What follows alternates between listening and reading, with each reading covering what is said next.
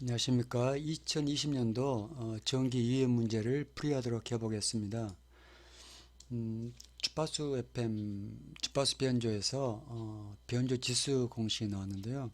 이 변조 지수 공식은 그냥 그 변조 신호 주파수를 최대 주파수 편의를 예로 나눈 거가 되겠습니다. 그래서 그냥 75에서 5 하면은 15가 되겠고요. 비슷한 문제가 이렇게 나왔죠. 신호 주파수를 밑으로 하고 최대 주파수 편의.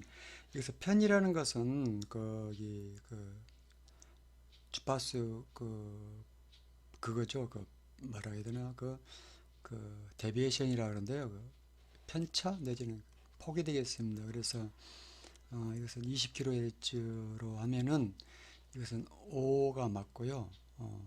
만약에 2배인 하면 10이 되는데 10이 없지 않습니까? 그래서 5로 됐습니다. 그래서 플러스 마이너스 폭이니까 반만 하시면 되겠고요. 이것도 한쪽이 75라는 뜻이 되겠습니다. 2번 문제. 송수신기의 전원회로에 퓨즈가 나오는데 이건 정기적인 문제 되겠죠. 퓨즈라는 것은 이 그 퓨즈의 단위는 암페어입니다. 즉 1암페어냐 2암페어냐 5암페어 흐를 수 있느냐. 그래서 1암페어 이상 흐르게 되면은 이제 퓨즈가 끊어지는 거죠. 왜요? 과전류가 흐르는 것을 방지하기 위해서 있는 거 되겠습니다. 참고로 전기밥솥이라든지 또 제습기라든지 아니면 여러분 집에 있는 본 매트 이런 데 보면은 그것도 퓨즈가 있는데 그 퓨즈는 이런 전류 퓨즈가 아니고 전류 퓨즈가 아니고 이것은 이제 온도 퓨즈가 있습니다. 온도 퓨즈는 온도가 너무 높으면은 이제 녹아버리는 거죠. 끊어버리는 거죠. 안전을 위해 화재 예방을 위해서.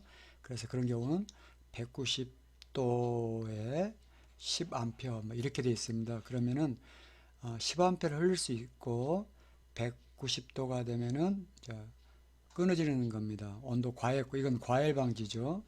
과열 방지고 이에는 전류 퓨즈는 과전류 방지가 되겠습니다. 그렇게 우리가 포괄적으로 알아주시면 좋겠습니다. 이번 시험에서는요, 슈퍼 헤테로다인 수신기가 두 개나 나왔네요. 이 라디오나 TV에서 어떤 게 있냐면요, 기본적인 슈퍼 헤테로 방식 아닌 기존 방식은 뭐냐면은 이렇게 안테나에서 온 약한 신호를 이렇게 그냥 증폭만 했었어요. 그동안에는요. 증폭 5배, 뭐 7배 이렇게 증폭하다 보니까 어떤 문제가 발생하냐면은 여기 있는 그 주파수가 전파가 약간 이렇게 세겠죠. 세니까 이렇게 넘어가서 하울링이라 해야 되나요?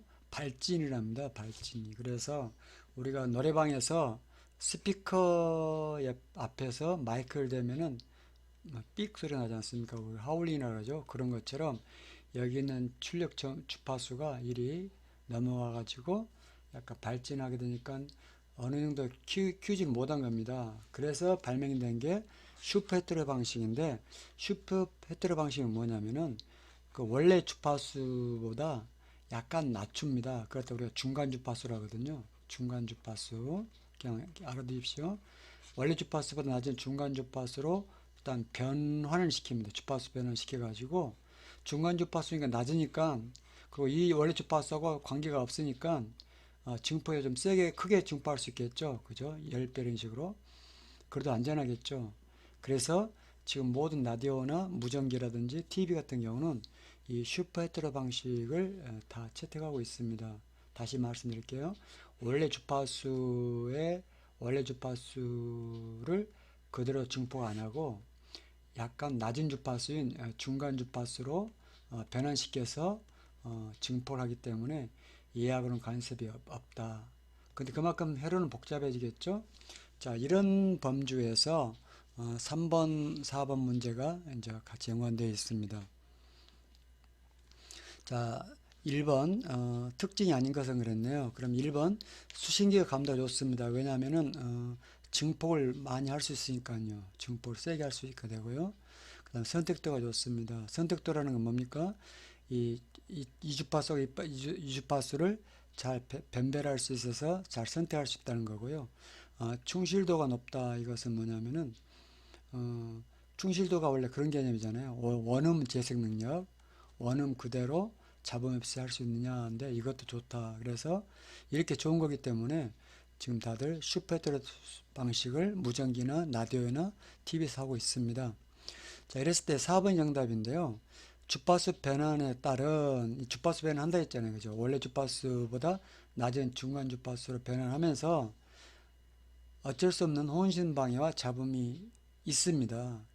있는데 그 잡음을 좀 피해야 되겠죠. 그래서 정답은 4번이 되겠고 여기서도 마찬가지입니다. 영상 주파수에 혼신을 받는다. 회로가 복잡하고 조정이 회로가 좀 복잡합니다. 그 다음에 국부 발전기라는 것은 여기에 같이 발전기가 있습니다. 영어로 로컬 오실레이터인데요. 여기에서 주파수도 발전시켜 가지고 이 차이를 변환시키거든요. 그래서 이것도 맞는데 이것은 주파수 변화에 따른 혼신 방해 잡음이 거의 없다. 이게 이제 틀린 말이 되겠습니다. 4번 문제 같은 맥락에서 슈퍼헤테로다임 수신기에 발생한 영상 주파수인데 영상 주파수라는 것은 일종의 거울처럼 바람쥐가 얕는 건데 어쨌든 그 영상 주파수가 발생합니다. 그래서 공식은 뭐냐면은 FR 원래 수신된 주파수 리시빙 원래 수신된 주파수하고 그 다음에 국부 주파수하고 중간 주파수가 있는데 원래 중간 주파수의 2배에 해가지고 더하는 거 공식이 있습니다. 그래서 예전에 이거 갖다 계산하는 문제도 나왔었어요. 여러분들 혹시나 예전 문제를 쭉 카페에서 보시면은 예전 문제는 이런 식을 구하는 게 아니라 그 계산하는 문제도 많이 나옵니다.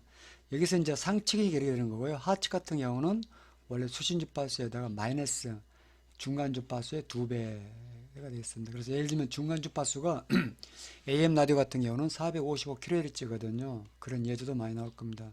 거기에 2배 하면은 910kHz가 되는데 원래 받은 주파수가 만약에 1000kHz다. 예를 들면요. 그러면 이건 1910이 영상 주파수가 되겠습니다. 이런 식으로 계산 문제가 많이 나옵니다.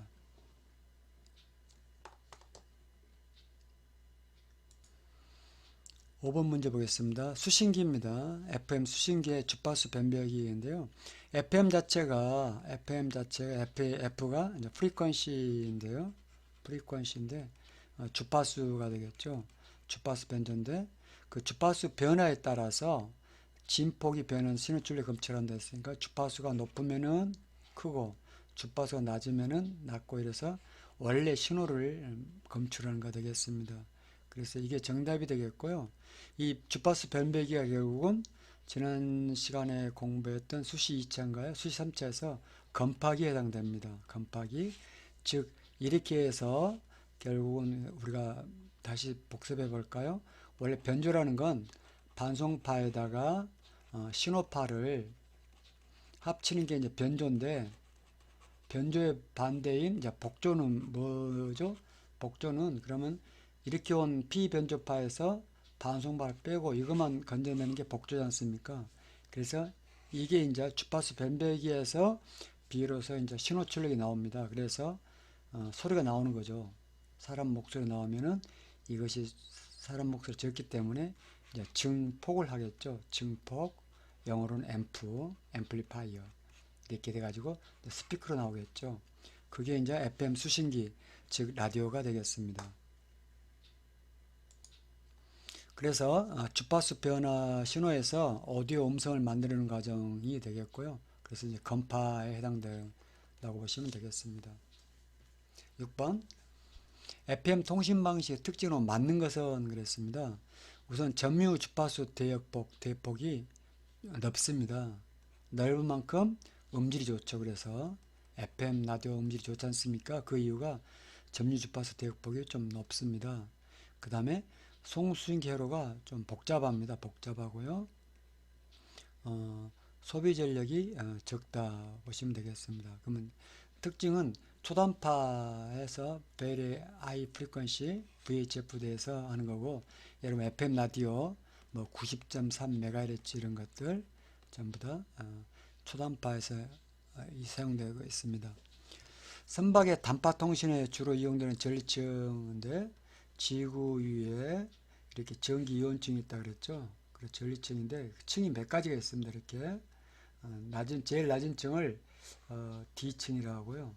그 다음을 갖다가 2층이라고 하고, 그 다음 ES층하고 F층이 있는데, 이 F층이 이제 이게 단파를 반사합니다. 여기서 단파를 반사합니다. 여기서 지구에 이렇게 단파를 반사하고요. D층, 이게 F층이 단파, D층은 중파, 그 다음에 sorry, 2층이, 그 다음에 D층이 장파, 롱 프리퀀시가 되었습니다. 그래서 여기는 롱 프리퀀시, 그 다음에 여기는 중파, 여기는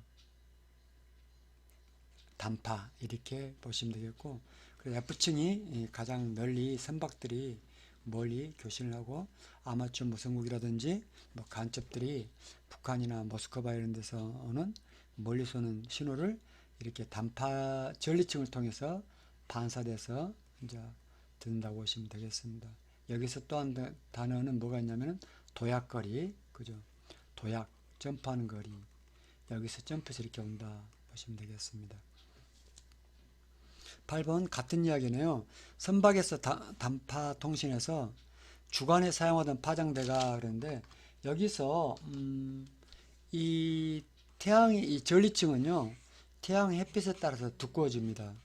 두꺼워지기 때문에, 예, 그렇습니다. 예, 그런데 이게 그 햇빛이 나면은 이게 두꺼워집니다. 낮에는 두꺼워지고요. 두꺼워지니까 반사 잘 되겠죠. 근데 밤에는 이게 얇아지면서, 심지어는 여기가 지난번에 말씀드린 것처럼 그 D층, 2층, F층이라고 하겠죠. 근데 이런 층이 약간 없어지기도 합니다. 거의. 그래서 밤에는 단파만 반사될 수도 있습니다. 그래서 감도가 떨어지기 때문에 어떻게 할 거냐가 이제 문제가 되겠고요. 자, 1번 AGC를 했는데, 감도는 이건 전파 감도이지 AGC는 음성 소리거든요. 소리, 그죠? 이건 신호파니까 소리, 이건 아니고요. 2번 수신 다이버시티는 뭐냐면은, 이것은 이제 그 다이버시티라는 게 이제 다양성인데, 어떤 전파가 오는 경로가 다르거나 그러면은 이쪽 전파를 한다든지 이쪽 주파수로 왔다 갔다 하는 방법도 있겠는데, 주파수의 선택 폭이 높지 않기 때문에 이것도 좀 그렇고요. 3번 스케일체어가 있는데, 스케일체어가 아직 설명 안 됐는데, 스케일체어는 뭐냐면은 지금은 안 그런데 예전에는 저 FM에서 특히 전파가 없으면 치하는 소리가 납니다. 치하는 소리가. 근데 치하는 소리가 좀 듣기 시끄럽죠. 그래서 스케일치신을 온 시키면요, 이 전파가 없을 때 잡음이 나는 걸 방지해 주는 겁니다. 치 소리를 없애주는 게 스케일체어가 되겠습니다. 그래서 요즘은 TV가 24시간 방송하지만은, 옛날에는 12시 되면, 밤 12시 되면은 이제 애국가가 나오면서 방송이 안 나오게 되면은 TV가 치 하는 소리 났었거든요. 근데 요즘은 그것도 이제 회로를 넣어가지고 치수를 안 나게 하는 겁니다. 스케일체도 가끔 시험문제 나왔었어요. 스케일체는 뭐냐면은 전파 신호가 없을 때 잡음 나는 것을 방지해 주는 걸 스케일체로다. 그럼 교수님, 처음부터 잡음을 나지 않게 하지 왜 이게 필요합니까? 근데 이 스케일체러를 동작시켜 버리면은 얘가 잡음이 있는 건지 없는 건지 또 모르기 때문에, 이것도 우리가 선택을 하고 있는 거가 되겠습니다. 정답은 4번인데요. 주파수를 낮은 주파수 바꾸게 되면은 약간 주파수가 또 맞을 수가 있습니다. 이게. 그래서 4번이 정답이 되겠습니다. 9번 초단파 주파수 이거 많이 시험 문제 많이 나왔죠. 우리가 반복 다시 복습한다면요. 이렇게 전파가 이렇게 레인지가 있죠. 전파 레인지가 있으면은 이게 이제 장파 제일 긴 파장이 장파하고 그다음에 중파하고 그다음 단파하고 그다음 초단파거든요. 이렇게 해서 나오는데 그 범위가 30씩 넘어가거든요. 그래서 일단 여러분들이 VHF는 기본적으로 알아두셔야 되니까 이걸 좀 꼭 기억해 두시고요. 30에서 300이다 알아두시고 그렇다면은 그걸 기준으로 해서 얘는 3에서 30이고요. 단파는 중파는 0.3에서 3이고요. 장파는 0.03에서 0.3이다. 이렇게 외우시면 되는데 그때 기준을 이제 VHF로 잡아라는 거고 VHF 이외에는 이제 극초단파가 있는데 얘는 그럼 300에서 3000이니까 3GHz 되겠습니다.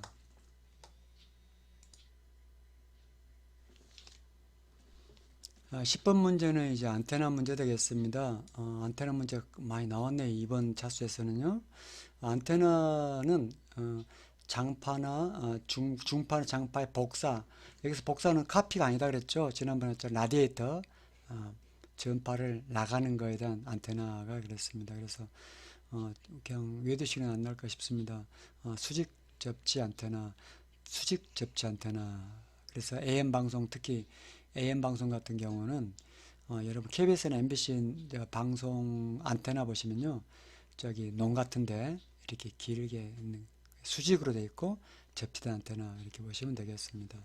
파라볼라 안테나는 우주 파라솔 아시죠? 파라솔 우주국 인공 위성 안테나 같을 때 하는 거고요. 자, 11번 진행파 안테나 특성인데 이것도 제가 솔직히 잘 이해를 못하고 있습니다만은 어쨌든 정답이 외두시면 나올 것 같습니다.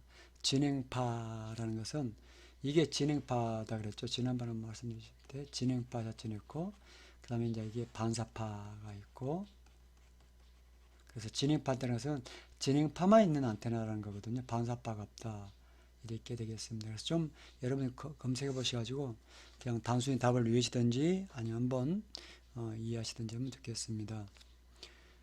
참고로 헬리컬 안테나는 우리 여러분 많이 보는 안테나 있죠. 그 무전기 안테나 같은 거 보면은 겉으로 이렇게 생겼지 않습니까? 무전기 안테나가.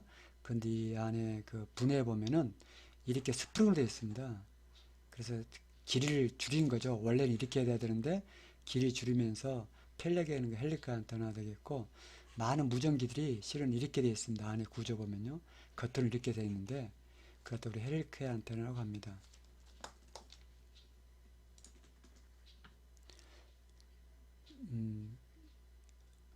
TRS는 지난 차수 때 제가 설명드렸었죠. TRS는 주로 무전기는 무전기인데 택배 회사나 그다음 택시나 콜택시를 말하는 거죠.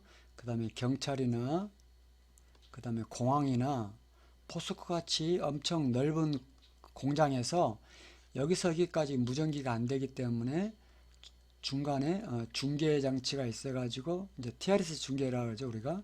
그래서 여기 있는 무전기와 여기 있는 무전기를 중계해서 서울시 같은 아니면 포항으로 말하면 포항시 남구 북구 원래 무전기로는 안 되잖아요. 너무 넓으니까 그런 데를 넓게 사용할 수 있는 게 이제 주파수 공용 통신인데 왜 주파수 공용이냐면은 주파수가 많지 않기 때문에 주파수를 여러 사람들이 공용으로 사용하는 겁니다. 그래서 어떤 채널이 있는데 그 채널을 얘가 수시로 바꿔줍니다. 얘하고. 그래서 주파수를 한 사람이 독점하는 게 아니라 여러 사람이 함께 사용함으로써 전파 낭비를 줄이는 겁니다. 그래서 무전기 형태이기 때문에 하프 두플렉스가 맞고요. 내가 한번 누르고 오버하면은 얘가 눌러서 통하고 그런 거고 풀 두플렉스는 동시에 이렇게 하는 게 풀 두플렉스 되겠죠. 하프 두플렉스 이렇게 하는 거고요. 얘는 심플렉스고 얘는 심플렉스고 하나의 채널 가지고 왔다 갔다 하는 거 하프 두플렉스고 두 개 채널 가지고 동시에 서로 말할 수 있는 게 풀 두플렉스 되겠습니다. 그래서 휴대폰은 풀 두플렉스가 되겠습니다. 가끔 휴대전화는 어떤 방식이냐고 묻는 문제가 나왔었습니다. 위성통신이 지금 세 문제 나왔네. 위성에 대해서. 보통 한 두 문제는 나오는데 이렇게 세 문제 나온 경우도 있습니다. 자, 위성통신에서 실용적인 주파수는 1에서 10GHz가 되겠습니다. 그 다음에 얘는 FM, VHF 정도 되겠고요. 그죠? 그래서 이걸 알아두시고요. 자, 위성의 공전 주기와 지구 자전 주기가 있는데, 지구가 이렇게 있을 때, 지구를 넓은 데에서 했을 때, 지구 적도 상공에서 적도 위에 됩니다. 이게 이제 북쪽이다 하면요, 이렇게 빙빙 도는 건데, 좀 늦게 돌면은 이렇게 구심력이 있어서 추락하고요. 너무 빨리 돌면은 원심력이 있어서 우주로 날아가 버리죠. 그래서 구심력과 원심력이 일치해서 가만히 안 떨어지고 돌 수 있는 거. 그게 이제 정지위성인데, 그러면서 얘가 겉으로 보기에는 얘하고 같이, 얘가 지금 공전한데, 여기서 이제 이 자전이죠. 지구가 스스로 돌고 있는데, 얘는 위성은 지구를 공전하죠. 지구를 돌고 있으니까 같은 속도 같으면은 얘 입장에서 얘가 가만히 있는 것처럼 보이죠. 그래서 이제 정지위성이 이제 정답이 되겠고, 여기서 또 다른 응용 문제가 나올 수 있는 게요. 그럼 이 높이가 얼마냐, 적도상공 얼마냐가 묻는 문제가 나옵니다. 36,000km입니다. 적도상공 36,000km. 그래서 여러분들이 뭘 또 생각할 수 있냐면요. 우리가 위성 안테나 보십시오. 위성 안테나가 주로 아파트 남쪽에 있습니다. 남쪽에. 그럼 왜 남쪽에 있느냐? 따뜻해서 그러냐? 햇빛 봐서 그러냐? 그런 것도 있겠지만은 그게 아니라 이제 지구가 이렇게 있을 때 그 인공위성이 그 적도 상공에 있기 때문에 우리 36도에 봐서는 우리나라에서 봐서는 이쪽으로 가야 되겠죠. 적도 상공이니까요. 그래서 남쪽에 있는 겁니다. 위성 안테나가 남쪽으로 향하고 있는 거고요. 만약 호주나 이런 데는 남반구죠. 호주는 위성 안테나가 북쪽으로 향하겠죠. 그죠? 왜냐하면은 호주 입장에서는 적도가 북쪽에 있으니까 북쪽에 있다고 보시면 되겠습니다. 그래서 예상 문제로는 적도상공 36,000km도 인공 정지성, 특히 인마세트가 정지성이거든요. 인마세트. 그 적도상공에서 동대서양 하나 있고, 태평양 하나 있고, 인도양 하나 있고, 서대서양 동태인서 이렇게 돼 있다고 보시면 되겠습니다. 자, 15번 위성 수신 장치에 해당되지 않는가 그러네요. 자, 송신이 있고 수신이 있는데 우선 공중선은 안테나죠. 안테나. 그다음 수신기가 있고요. 변환기가 있는데 이제 대전력 증폭기는 이제 이게 쏘기 한 거잖아요. 대전력. 그러니까 이건 송신 장치가 되겠죠. 그럼 위성의 형태가 어떻게 됐냐면요. 원리가 어떤 원리냐면은 자, 인공위성의 원리는 그냥 쉽게 말하면 반사죠. 무슨 말이냐면은 위성이 여기다 칩시다. 그죠? 위성을 이걸로 할까요? 예. 위성이 여기다 칩시다. 그러면 인공위성이 여기에서 인공위성 쏘면요. 얘가 이 전 구역에 이렇게 쏘겠죠. 저 방송 신호 같은 것을요. 위성 방송 같은 걸. 그래서 얘가 일종의 중계 안테나 중계죠. 안테나 중계. 근데 문제는 여기 있는 신호를 받아가지고 바로 이렇게 쏘게 되면 하울이 일어나겠죠. 같은 주파수니까요. 마치 노래방에서 여러분 마이크를 스피커에 대면은 발진이 일어난 것처럼 삑소리 나는 것처럼 그러면 안 되겠죠. 그래서 여기서 수신된 수신기가 이 주파수를 받아가지고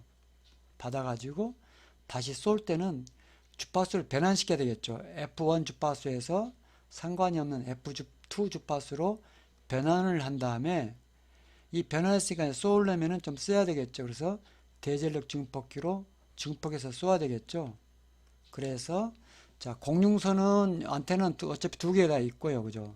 수신 안테나가 있고 송신 안테나 있고 위성 수신기로 수신해 가지고 변환해 가지고 대전력 증폭해 가지고 다시 쏘겠죠. 그죠? 이게 이제 위성 장치가 되겠습니다. 받아서 변환해서 세게 쏘는 거. 그게 위성의 기본 구조가 되겠습니다. 자, 16번.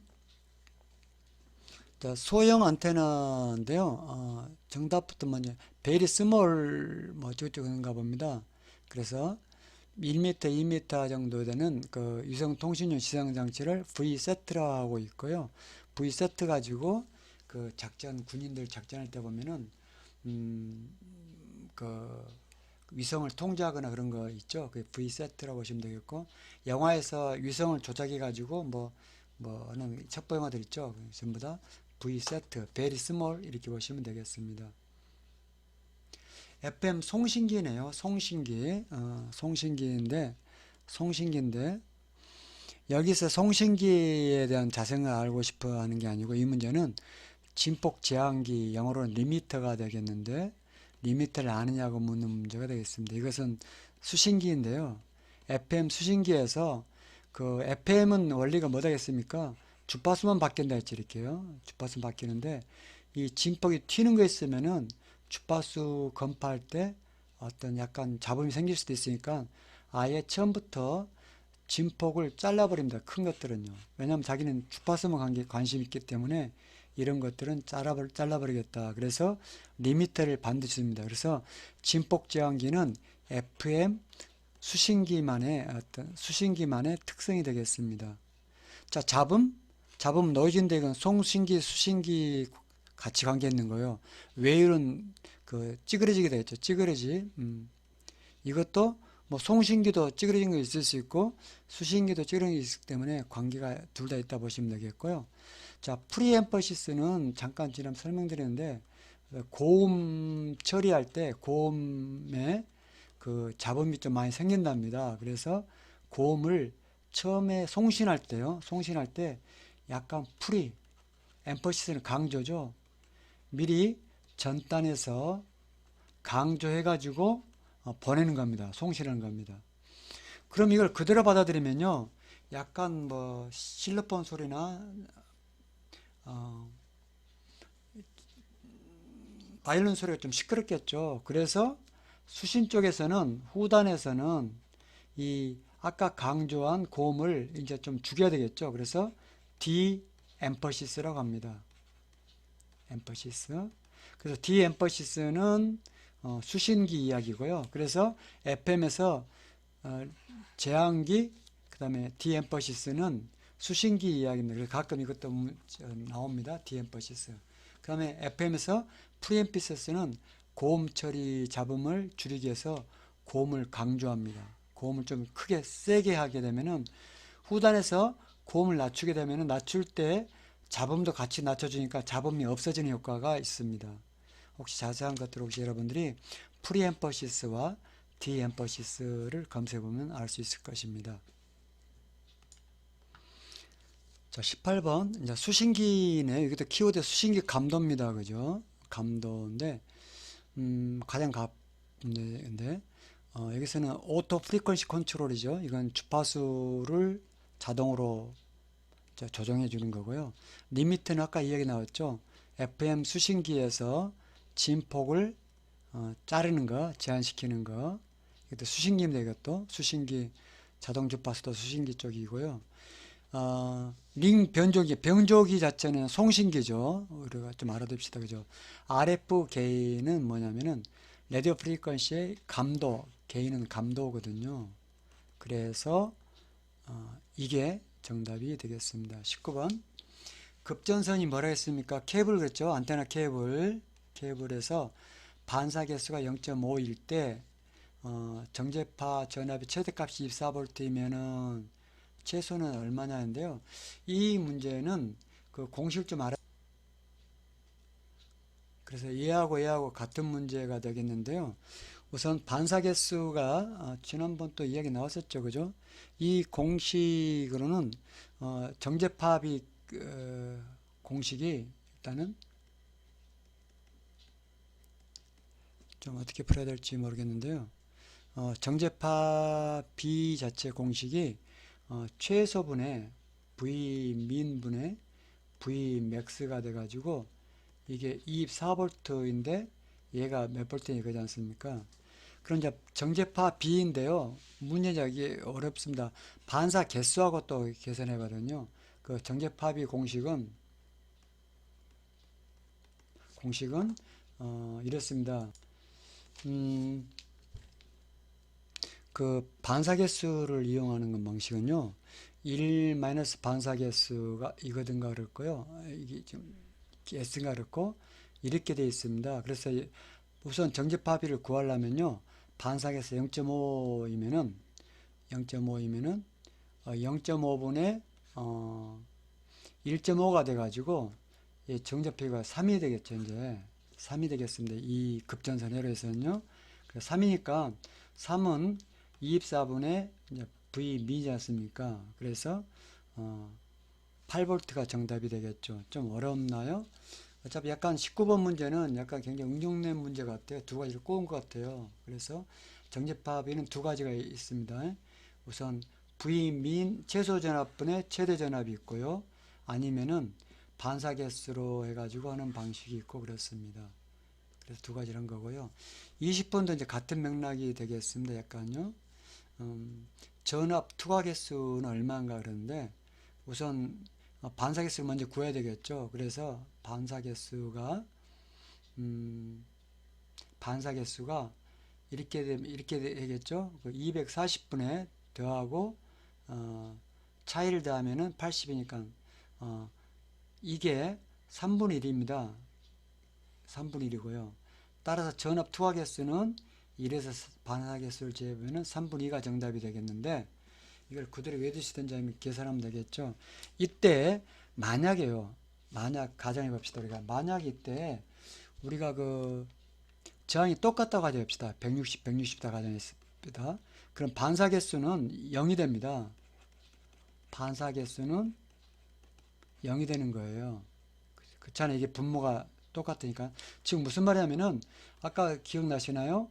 진행파가 있고 얘가 가다가 임피던스가 서로 안 맞으면은 여기 장비하고 안테나 사이 안 맞으면은 반사된다 했죠. 근데 임피던스 똑같으면 반사가 없겠죠. 그래서 반사계수 0이라는 거죠. 그 이유는 ZL 플러스 Z5 두 개의 임피던스의 합과 차이니까요. 같단 말은 차이가 없으니까 0이 되겠죠. 반사계수가 0이란 말은 아까 정제파비 공식에서 1 마이너스 반사계수분의 1 플러스 S인데 이게 0이니까 즉 정제파비는 1입니다. 즉 이상적인 안테나 케이블은요 정제파비가 1입니다. 1보다 1이 돼야지만이 가장 이상적인 안테나 선이 되겠습니다. 반사에서 0.5라는 것은 그만큼 반사되니까 이렇게 전압도 이상하게 되고요. 따라서 이 19번, 20번 문제는 서로 연관이 있다고 보시면 되겠습니다. 예, 지금까지 1번부터 10번까지 강의를 했습니다. 감사합니다.